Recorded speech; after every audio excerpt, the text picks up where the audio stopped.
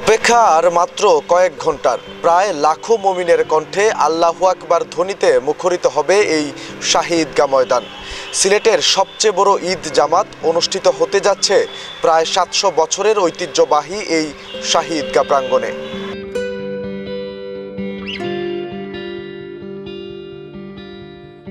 সিলেট নগরের ঐতিহাসিক কেন্দ্রীয় শাহী ঈদগাহ। নগরে ঈদের প্রধান জামাত অনুষ্ঠিত হয় এই শাহী ঈদগাহ ময়দানে। নগরের বিভিন্ন এলাকা থেকে আসা প্রায় ২ লাখ মুসল্লি প্রতি ঈদে শাহী ঈদগাহে নামাজ আদায় করেন।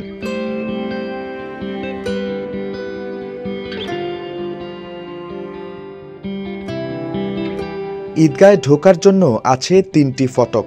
পূর্ব দিকে রয়েছে দৃষ্টিনন্দন পুকুর, সেখানে মুসল্লিদের জন্য অজু করার ব্যবস্থা রয়েছে। পবিত্র ঈদুল ফিতর সামনে রেখে চলছে ধোয়া মোছা আর রং করার কাজ। সপ্তাদশ শতাব্দীতে সম্রাট আওরঙ্গজেবের আমলে গাছপালা ঘেরা ঈদগাহটি নির্মাণ করেন সিলেটের ফৌজদার ফরহাদ খাঁ। প্রতি বছরের ন্যায় এবারও পবিত্র ঈদুল ফিতরকে সামনে রেখে ইতিমধ্যেই শেষ হয়েছে শাহী ঈদগাহর সাজসজ্জার কাজ।